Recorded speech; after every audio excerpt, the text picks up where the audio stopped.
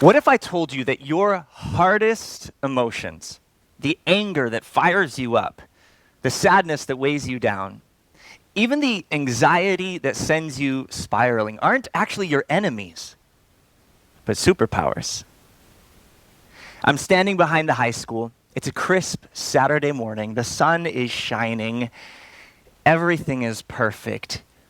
But because I'm coaching, I'm tense.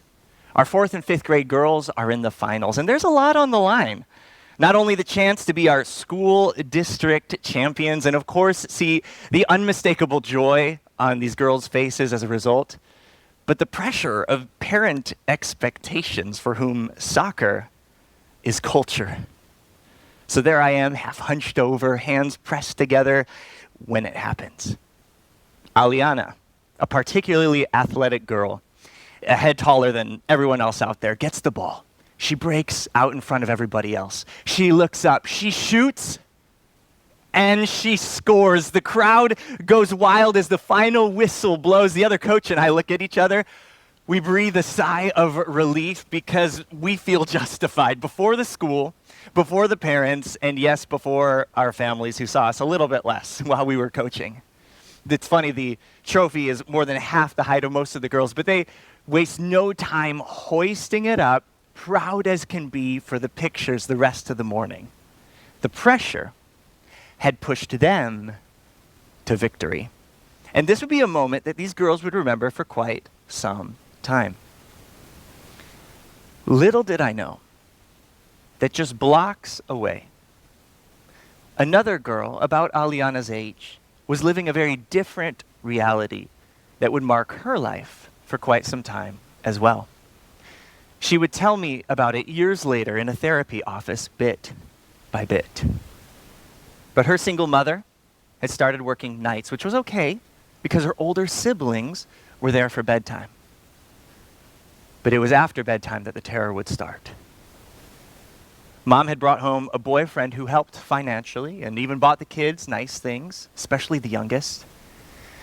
And in the dark of her room, this little girl, when she saw the faint hallway light spill into the black as the door cracked open, knew it was him. Though she never looked, she recognized his breath, his hands, his presence as her body tensed, desperately trying to help her feel safe. She would spiral into what became years of anxiety, a pressure that would push her into regular panic by the time she came with me. There are many roads to our hardest, our strongest emotions. And it's the meaning that we internalize from those moments of hurt or insult or disappointment or even outright abuse that turn into the scripts that quietly or not so quietly drive our lives. For years, I didn't know what to do with the fact that I had all the right protective factors on the outside, and yet I felt so out of control on the inside. My hurt pride growing up playing soccer would ruin games, pulling jerseys or playing dirty. My secret shame of not knowing enough or being enough led to a hyperdrive to achieve and a hypersensitivity to criticism. And any kind of disappointment would feel like defeat. And that sadness, when twisted into anger, would threaten relationships and create distance with people that I loved and with myself. I graduated college, started the career, got involved in our church, but even so, as doors opened more and more, I had learned to close myself off tighter and tighter because I had decided that my hardest emotions were better off hidden, even if they did leak out from time to time. But one day, my friend Joshua, a guy who knew how I could hurl my words when I could no longer hide my hard emotions, looked at me and said, "Wes, passion is a gift. The world needs people who feel like you do." And that tiny, unexpected moment is where everything began to shift. Not long after that, I came across research by psychiatrist and Dr. Dan Siegel, who explains the brain's activity while emotionally engaged. And it made so much sense to me as he says that emotion is energy in motion. In other words, before we're ever conscious, I'm mad, I'm a little nervous right now, or I'm pretty sad, there are already sensations in motion in our body.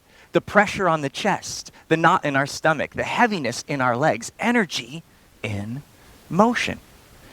And so I started to play with my own language and analogies, both for myself, but also with my coaching and my therapy clients. And I watched how the light bulb came on for those from family court to those in medicine and technology and finance. I noticed that anger is an activating energy. The emotional system in the brain has a part called the amygdala, which acts like a fire alarm. Whenever it detects threat or danger, that fire alarm gets pulled and it immediately sends a signal to the hypothalamus, like a 911 call center, who then alerts the pituitary gland, like a fire chief, who then mobilizes the adrenal glands, the firemen who pump cortisol and endocrine into our nervous system. Of course, this happens in a split second, but you know what comes next. The heart beats faster. Your eyes dilate, the blood flow, it makes your face red or your veins pop. Adrenaline pulsing through the body. In other words, rather than cripple us, this hard emotion actually catalyzes us into action, giving us otherwise inaccessible energy to actually do something about what is wrong. Like when I'm grumpy and commenting about the condition of the house and my wife, with a smile on her face, goes, "That's right. Get mad about it." Because she knows if I just get a little mad, I'm going to putz around and complain. But if I get mad enough, I'm going to pick up and clean. Activating energy to actually do something. I noticed that anxiety is similar, giving us otherwise inaccessible energy. Not to send us up into a panic or down into paralysis, but actually move us powerfully forward into productivity as we prepare for any kind of pending or perceived threat, be that a deadline or a looming death of a loved one. Even sadness, counterintuitively, is energy in motion. That same amygdala increases in activity, though it sends a different signal into our nervous system. But even on the heavy days, after any kind of loss, we are given energy to be able to respond. And what I realized is this: we tend to hide our hardest emotions or hurl them at others, both of which break down relationships and don't lead us to a life that we were meant for. Why? Because when we hide, well, we jeopardize intimacy and connection. We're not known, and we don't cultivate the relationships that make us resilient. And when we hurl them at others, well, I don't have to tell you this. We do damage to relationships, and we create distance with those we love, and even with ourselves. So rather than hiding, and rather than hurling them at others, we can instead learn to harness our hardest emotions for great good. I learned this most clearly while working with survivors of sexual abuse. There was one teenager in particular who had been abused as a little girl, and then again by a boyfriend shortly before I met her. She had experienced unimaginable loss, and she had hard emotions. She did well academically. She did pretty well socially. She tried to keep it all together, but when things just got too hard, she would end up cutting. Sometimes people out of her life, and sometimes her arms and her legs. But as she did courageous work together with me to take back control of her trauma triggers, I watched as she was able to create a better reality, both for herself and for others. I'll never forget this. It was about the Christmas season, And during one session, she explained that because she knew what surviving abuse felt like, and because she knew what having to live with another family felt like, she wanted to collect toys for kids in foster care. Now, here's a teenager who had experienced infuriating injustice and the kind of deep heartache that most never know.